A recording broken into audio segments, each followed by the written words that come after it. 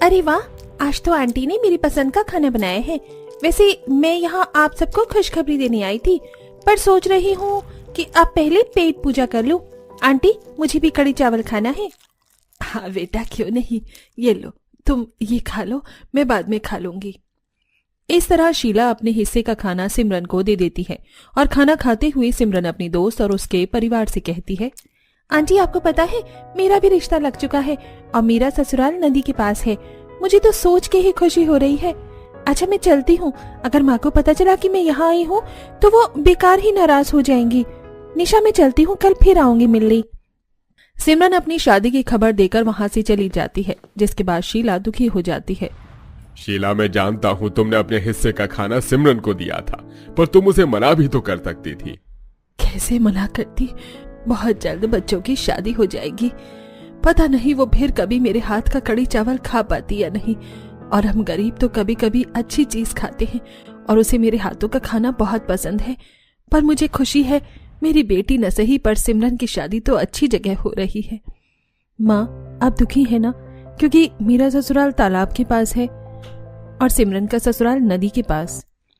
नहीं बेटा, ये सब तो बस किस्मत का खेल है और मैं तुझे हमेशा यही सीख दूंगी कि हम गरीब हो या अमीर, पर जरूरतमंद की हमेशा मदद करना, और कोई भी तेरे घर आए तो तू उसे खाली हाथ मत जाने देना। जहां शीला अपनी बेटी को अच्छी शिक्षा दे रही होती है, तो वहीं पर जब सिमरन की माँ को पता चलता है कि सिमरन फिर अपनी गरीब दोस्त से मिलकर आई है, तो वो अपनी बेटी को गरीबों के खिलाफ भड़काने लगती है। तू पागल है क्या? देखना, एक दिन वही तेरा हाथ छुड़ाकर तुझे कुएं में धकेल कर चली जाएगी। गरीब लोग बहुत गंदे और लालची होते हैं, उन्हें उंगली दो तो हाथ पकड़कर सर पर बैठ जाते हैं।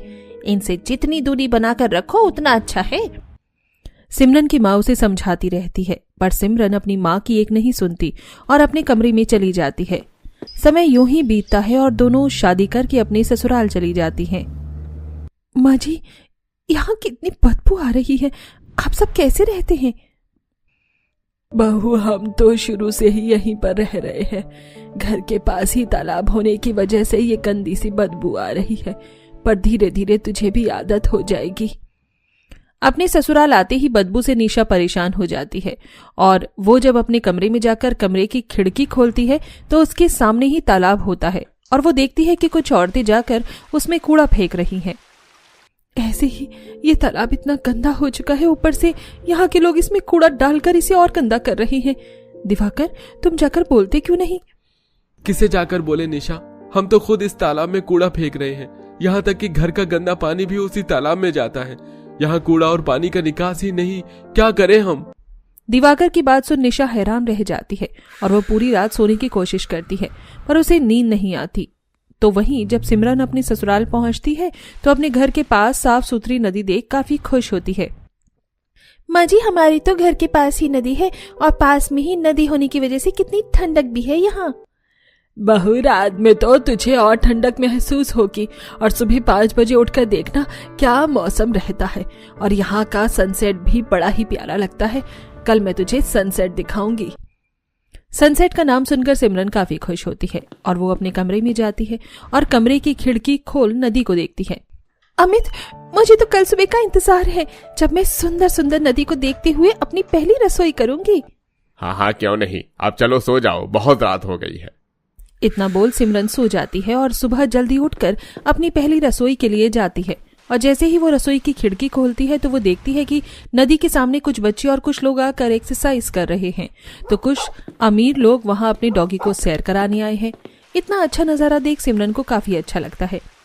सुबह सुबह नदी के सामने इतना अच्छा नजारा देखने को मिल जाए तो पूरा दिन अच्छा जाता है। सिमरन अच्छा नजारा देखते हुए खाना बनाती है, तो वहीं रसोई में अपनी नाक बंद करके बेचारी निशा अपनी पहली रसोई का खाना बनाती है। माँ जी, नल का पानी बाथरूम में जमा हो रहा है, लगता है नाली जाम हो चुकी है। हाँ बहू, मैं अभी पहले नाला साफ करके आ जाती हूँ। शांति खाना खाकर बाहर जाती है और नाला साफ करती है ताकि घर का गंदा पानी सीधा तालाब में जा सके। इसी तरह कुछ दिन बीत जाते हैं और एक दिन जब निशा सोकर उठती है तो वो देखती है कि उसके घर के बाहर तालाब का गंदा कूड़ा रखा हुआ है।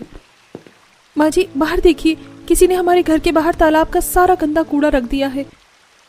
बहू, ये किसी बच्चे या जानवर का काम होगा। एक काम कर, ये सारा कूड़ा तालाब में जाकर फेंक दे। न चाहते हुए भी निशा को वो सारा कूड़ा उठाकर तालाब में फेंक कर आना पड़ता है। और अब जब घर के अंदर वो आ जाती है तो वो देखती है कि कुछ लोग अपनी गाय भैंस तालाब में ले जाकर नहला रहे हैं। जहां एक तरफ निशा अपनी तालाब के पास घर होने की वजह से परेशान थी, तो वहीं सिमरन अपने ससुराल में नदी किनारे बैठकर कुछ बच्चों के साथ एंजॉय कर रही होती है। और तभी वहां एक बोट वाला आता है। ले बहू, बोट वाला भी आ गया। बैठी है कभी बोट में कि नहीं बैठी? तो चल बैठते हैं। हाँ सिमरन, डरो मत, कुछ नहीं होगा। अब अमित और शांति हाथ पकड़कर सिमरन को बोट में बैठाते हैं और वो लोग नदी में बोटिंग करते हैं। समय यूं ही गुजरता है और एक दिन, अमित, कुछ दिनों से मुझे अपनी दोस्त की बहुत याद आ रही है। उसका घर तालाब के पास है। पता नहीं वो कैसे वहां रह रही होगी। एक बार उससे मिलने चले क्या? हाँ हाँ सिमरन, क्यों नहीं, कल ही चलते हैं। सिमरन के ससुराल वाले काफी अच्छे थे, इसलिए वो एक बार सिमरन के कहने पर उसे अपनी दोस्त के घर जाने की मंजूरी दे देते हैं। अगले दिन अमित सिमरन के साथ निशा के घर जाता है, जहां वो देखते हैं कि तालाब में कुछ लोग गाय भैंस नहला रहे हैं, तो वहीं लोग गंदा पानी और कूड़ा फेंक रहे हैं। साथ ही तालाब के पास ही निशा का घर है और घर के अंदर काफी बदबू आ रही है। निशा, तुम रह कैसे रही हो यहाँ? बदबू आ रही है। दिवाकर, तुम इस तालाब की सफाई क्यों नहीं करवाती? हम गरीब क्या कर सकते हैं, और यहाँ तो हर कोई इसी तालाब में फेंकता है कूड़ा, और कोई जगह भी तो नहीं है। कोई बात नहीं दिवाकर, हम तुम्हारी मदद करेंगे। अभी मैं चलती हूँ। निशा, कुछ दिन बाद तुम मेरे घर आना। उसके बाद हम तुम्हारे इलाके की कंप्लेंट डालेंगे ताकि तालाब की सफाई हो सके और यहाँ नाला, साथ ही साथ कूड़ा फेंकने के लिए कूड़ा गाड़ी आ सके। इतना बोल सिमरन अपने ससुराल वापस आ जाती है और उसके आते ही उसकी माँ का फोन आता है। नदी के पास शादी क्या हुई? तू तो अपनी माँ को ही भूल गई। याद नहीं आती क्या? माँ, मैं अपनी दोस्त से मिलने के लिए गई थी। उनके हालात काफी बुरे हैं। सोच रही हूँ थोड़ी मदद कर दो। बेटा, तू नहीं सुधरने वाली। तुझे मैंने कितनी बार बोला है अपनी उस गरीब दोस्त से दूर रहे। इतनी दूर शादी हो गई है, फिर भी तू उसके तालाब वाले ससुराल में गई उससे मिलने। अगर तेरी तबीयत खराब हो जाती, अब से तू उस लड़की से नहीं मिलेगी। अच्छा ठीक है ना। इतना बोल सिमरन फोन रख देती है और 2 दिन बाद सिमरन की माँ अपनी बेटी से मिलने आती है। और इसी बीच निशा भी अपने पति के साथ अपने दोस्त के घर आती है। तो मेरी बेटी का पीछा नहीं छोड़ने वाली, बेशरम की तरह मुंह उठाकर यहाँ भी आ गई। बहन, ऐसे मत बोलो, वो निशा की दोस्त है। सही बोल रही है माँ, मैंने तो बस इसे ऐसे ही बोल दिया था, पर मुझे नहीं पता था कि ये अपने पति के साथ यहाँ आ जाएगी। चलो भागो यहाँ से। मुझे यकीन नहीं हो रहा सिमरन, तो रातों रात कैसे बदल सकती है। चलो निशा, अमीर कभी गरीबों के अपने नहीं। शाबाश बेटी, सही किया तूने। दोनों दोस्त के बीच खटास पैदा कर सिमरन की माँ को काफी अच्छा लगता है और वो घर जाती है। समय यूं ही गुजरता है और एक दिन सिमरन के पिता की तबीयत खराब हो जाती है। ऐसे ही कुछ दिन बीतते हैं और वो अपने पति के साथ अपनी बेटी से मदद लेने के लिए उसके पास आती है। देखना, तेरे बाबा की तबीयत कितनी खराब हो गई है। डॉक्टर ने कहा है कि बड़े अस्पताल में लेकर जाओ। हमारा तेरे अलावा इस दुनिया में कोई नहीं है, तू ही हमारा आखिरी सहारा है। माँ, तुम ही तो कहती हो गरीब और रोगी से दूर रहो। मैं पापा की तबीयत ठीक नहीं कर सकती, खुद ही संभालो और जाओ यहाँ से। वैसे भी मेरी बोटिंग का समय हो गया है, मैं सनसेट देखते हुए बोटिंग करने जा रही हूँ। अपनी बेटी की बातें सुनकर सिमरन की माँ उदास अपने पति के साथ घर आती है और जब शीला ये सब देखती है तो वो उसे अपनी गरीब बेटी के घर ले जाती है। निशा, तू बता रही थी ना कि तेरे गांव में एक बहुत फेमस डॉक्टर है। सिमरन ने तो मुंह मोड़ लिया, अब तुझे ही उनकी मदद करनी होगी। आंटी, आप फिक्र मत कीजिए, मैं जानती हूँ यहाँ थोड़ी बदबू है। तालाब के पास घर होने की वजह से हमें काफी परेशानियां भी उठानी पड़ती हैं, पर जब तक अंकल ठीक नहीं हो जाते मैं आपको कहीं नहीं जाने दूंगी और अंकल की सेवा मैं करूंगी। इस तरह निशा अपनी दोस्त के पिता को डॉक्टर के पास ले जाती है और समय समय पर उन्हें दवाई और खाना देती है। साथ ही उसके ससुराल वाले भी उनके माता पिता की काफी केयर करते हैं। इसी तरह कुछ दिन बीत जाते हैं और एक दिन सिमरन अपनी दोस्त के घर आती है। तू यहाँ क्यों आई है? तुझसे अच्छी तो तेरी दोस्त है। जिस लड़की को मैंने इतना बुरा भला कहा, आज उसी की वजह से तेरे पापा की जान बच सकी है। हमें माफ कर दे निशा, हमने तेरे साथ इतना बुरा किया, पर फिर भी तूने हमारे लिए इतना सब कुछ किया। आप सब मुझे माफ कर दो। निशा, तुम भी। उस दिन मैंने तुम्हें भगा दिया ताकि मैं अपनी माँ को दिखा सकूं कि मैं माँ की बातों में आ गई हूँ। और माँ, मैंने जानबूझकर पापा का इलाज नहीं करवाया क्योंकि मैं जानती थी निशा आप लोगों की मदद जरूर करेगी। और ऐसे आपको कभी भी अपनी गलती का एहसास नहीं होता। इसलिए मुझे ये सब करना पड़ा ताकि आपको समझ आ सके कि गरीबों के हालात बुरे होते हैं, गरीब नहीं। और हमने कंप्लेंट कर दी है। बहुत जल्द यहाँ सरकारी कर्मचारी आएंगे और इस तालाब की भी सफाई होगी और यहाँ नाला भी बनेगा और कूड़े की गाड़ी भी आएगी। इस तरह सिमरन अपने दोस्त की मदद करती है और अपनी माँ को भी सबक सिखाती है। बहुत जल्द तालाब की सफाई हो जाती है और वहाँ जल कूड़े का प्रबंध भी हो जाता है। भी ये हमारा बालकनी है, शाम को हम सब यहीं बैठकर चाय एंजॉय करते हैं। तो कैसा लगा आपको आपका नया घर? घर बहुत सुंदर है। मैं तो हमेशा से चाहती थी कि मेरा ससुराल ऐसा ही हो। भाभी एक जगह तो रह गई, चलो मैं आपको वो भी दिखा देती हूँ। सांची अपनी भाभी निशा को छत पर ले जाती है। निशा जैसे ही दोपहर की कड़कड़ाती धूप में छत पर जाती है। ओ गॉड, यहाँ तो कितनी ज्यादा गर्मी है। क्या तुम्हारी छत पर शेल्टर नहीं लगा है? लगता है भाभी आपको गर्मी का मौसम कुछ खास पसंद नहीं है। मुझे गर्मी का मौसम बिल्कुल भी पसंद नहीं है। कितनी ज्यादा गर्मी होती है, पसीना आता है, कई लोगों के तो दाने भी निकल आते हैं। सांची के कहने पर निशा छत देखने लगती है कि तभी निशा की नजर छत के कोने में बने बड़े से सिलबट्टे पर जाती है। मेरे ख्याल से ये सिलबट्टा है ना, कितना ज्यादा बड़ा है और ये छत पर क्या कर रहा है? भाभी पुराने जमाने में इसी तरह के बड़े बड़े सिलबट्टे होते थे। माँ गांव से है ना, तो उन्होंने छत पर ये बड़ा सिलबट्टा बनवा दिया है। अब कभी मसाले पीसने हो या चटनी खानी हो तो सिलबट्टे पर पीसते हैं। सांची निशा को नीचे ले आती है और ऐसे ही कुछ दिन गुजर जाते हैं। आजकल खाने में कुछ ज्यादा स्वाद नहीं आ रहा है, किसी चीज की कमी लग रही है। क्या हुआ पापा जी, खाना अच्छा नहीं लग रहा है क्या? अरे बहू, सब्जियां तो बहुत बढ़िया बनी है, लेकिन वो क्या है ना, सुबह के वक्त हम लोग खाने में ज्यादातर चटनी खाते हैं। चटनी खाने की ऐसी आदत हो गई है, हम दोपहर में खाने के साथ चटनी जरूर खाते हैं। तो आप लोग मुझे पहले बता देते, मैं चटनी पीस देती। आप लोग खाना खाइए, मैं जल्दी से चटनी पीस कर लाती हूँ। मेरी माँ ने मुझे बहुत अच्छी मिक्सर दी है, उसमें 2 मिनट में चटनी पिस जाती है। हम लोग मिक्सर की चटनी नहीं खाते हैं, हमें तो बस सिलबट्टे पर पिसी हुई चटनी अच्छी लगती है। छत पर जो सिलबट्टा है ना, वहाँ जाकर चटनी पीस ले। लेकिन माँ जी, वो सिलबट्टा तो छत पर है और मैंने कभी सिलबट्टे पर चटनी नहीं पीसी। और तो और गर्मी भी कितनी हो रही है बाहर। अरे बहू, तो सिलबट्टे पर चटनी पीसने के लिए तुझे कौन सा कोर्स करना है? आसानी से पिस जाती है। मैं पीस लेती, लेकिन अब मेरे जोड़ों में दर्द रहने लग गया है। इस उम्र में ज्यादा देर बैठा नहीं जाता है।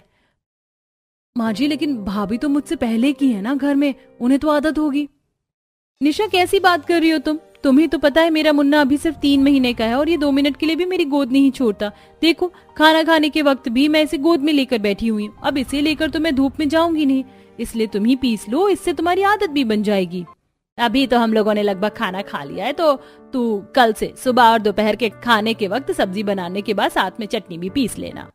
चटनी पीसने से ज्यादा निशा को छत पर जाने से डर लग रहा था। अगली दोपहर निशा सारा खाना बनाकर चटनी का सामान लिए जैसे ही चिलचिलाती धूप में छत पर कदम रखती है। उई माँ, ऐसा लग रहा है छत पर नहीं खोलते हुए अंगारों पर पैर रख दिया हो। निशा जल्दी से नीचे आती है और फिर वापस चप्पल पहनकर छत पर जाती है। निशा को छत पर गए हुए मुश्किल से 2 मिनट हुए थे कि तभी धूप की वजह से निशा का शरीर जलने लगता है। हे भगवान, 2 मिनट में मेरा ये हाल बेहाल हो गया। आने वाले समय में क्या होगा? कितनी ज्यादा धूप है। एक काम करती हूँ, साड़ी के पल्लू से सर ढक लेती हूँ, वरना तवे की तरह खौल जाएगा मेरा सर तो। निशा सिलबट्टे को सबसे पहले पानी से साफ करती है और उसके ऊपर चटनी का मसाला डालकर पीसने लगती है। आज से पहले निशा ने सिलबट्टे का इस्तेमाल नहीं किया था, जिसके चलते उसे चटनी पीसने में काफी दिक्कत होती है। एक तो ये धूप, ऊपर से चटनी भी नहीं पिस रही है। निशा जैसे तैसे कर सिलबट्टे पर चटनी पीसती है और भागते हुए छत से नीचे हॉल में आ जाती है। बहू, चटनी तो ठीक बनी है, लेकिन अभी भी इसमें वो वाला स्वाद नहीं आया। कोई बात नहीं, आज पहली बार था ना, धीरे धीरे सीख जाओगी। मुझे तो यह हरी चटनी काफी पसंद आई। भाभी, आप ना कल मेरे लिए आंवला की चटनी बनाना। यहाँ हरी चटनी पीसने में तो मेरी ऐसी की तैसी हो गई है, इन्हें आंवला की चटनी नहीं चाहिए। वैशाली शाम को ही मार्केट से आंवला, केरी, पुदीना, धनिया, मूंगावली, चना और भी कई तरह की चीज लाकर रख देती है और आज फिर चिलचिलाती दोपहर में निशा छत पर सिलबट्टे पर चटनी पीसने लगती है। मुझे तो लगा कि आंवला आसानी से पिस जाएगा, लेकिन ये भी नहीं पिस रहा है मेरे से। अभी तो माँ जी के कच्चे आम की भी चटनी बनानी है। ये लोग कितने तरह की चटनी खाते हैं, मुझे तो सिर्फ हरी चटनी ही पता है। निशा चटनी पीसती है और सबके खाने के बाद जब अपने आप को कमरे में जाकर शीशे में देखती है, ओह नो, ये क्या कितनी ज्यादा टैनिंग हो गई है। मुझे तो 2 दिन धूप में चटनी क्या पीसी, मैं तो काली ही हो गई हूँ। अभी तो डिटेन करवाया था मैंने, इतने पैसे लगे थे, लगता है दोबारा डिटेन करवाना पड़ेगा। गर्मी में धूप में सिलबट्टे पर चटनी पीसते हुए निशा बुरी तरह से पसीने से नहाने लगती है। अरे भाभी, आप तो छत पर चटनी पीसने के लिए गई थी ना, ये नहा कर कहाँ से आ रही हैं? पसीने से नहा कर आ रही हूँ। छत पर जरा जाकर देखो कितनी कड़क धूप हो रही है, तुम भी जाकर नहा लो। निशा के जेठ के साथ साथ उसका पति भी अक्सर काम के सिलसिले में बाहर ही रहता था और महीने में 1 से 2 बार ही घर आता था, जिसके चलते निशा अपने पति को भी अपने हालात के बारे में कुछ नहीं बता पा रही थी। हर रोज की तरह निशा सिलबट्टे पर आज नारियल की चटनी पीस रही होती है। ये नारियल क्यों नहीं पिस रहा है? माँ जी ने बताया था कि जो भी सख्त चीज हो पहले उसे सिलबट्टे की मदद से कूट लेना और फिर ही पीसना। निशा सिलबट्टे की मदद से सिलबट्टे पर नारियल कूटने लगती है कि तभी मेरा हाथ, नारियल का तो पता नहीं, लेकिन आज मेरे हाथ की चटनी जरूर बन जाएगी। निशा धूप में जैसे तैसे कर चटनी पीसती है और लाकर अपने ससुराल वालों को देती है। इतना समय लगाकर बहू तुम ये चटनी बनाकर लेकर आई हो, ना इसमें मिर्च है न नमक। मुझे भी चटनी बिल्कुल पसंद नहीं आई। मैंने कहा था ना, जब चटनी पीसो तो उसके अंदर राई भी डाल देना, तुमने राई नहीं डाली। जाओ अब दोबारा से चटनी पीस कर लाओ।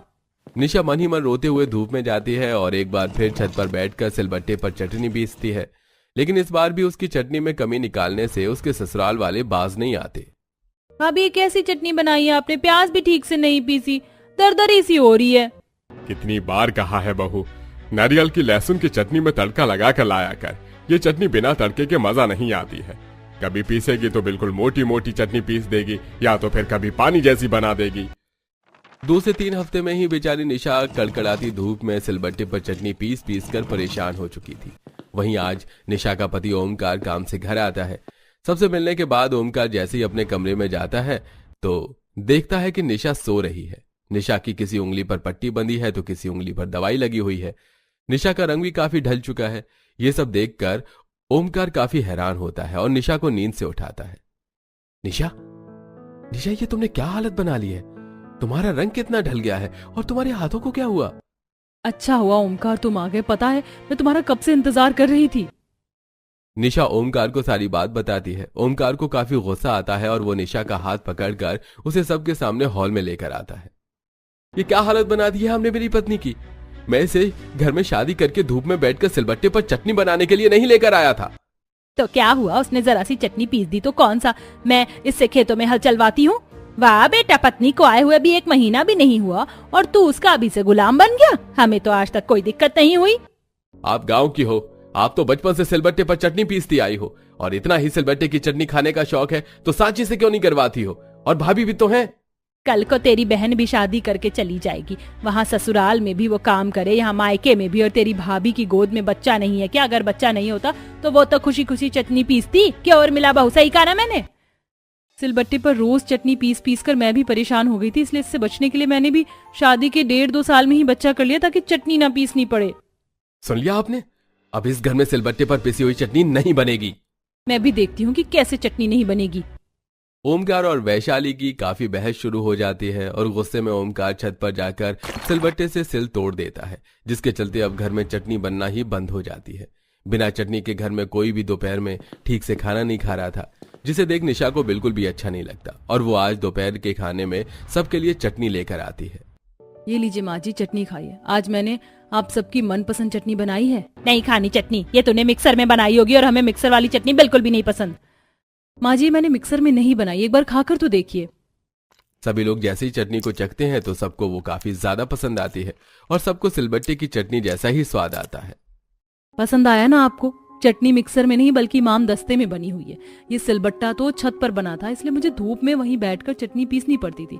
सिलबट्टा टूटने के बाद आप लोगों ने दोपहर का खाना खाना ही बंद कर दिया था, इसलिए मैं कल ही बाहर से इमाम दस्ता लेकर आई हूँ। अब मैं किचन में खड़े खड़े आराम से इमाम दस्ते में चटनी पीस सकती हूँ।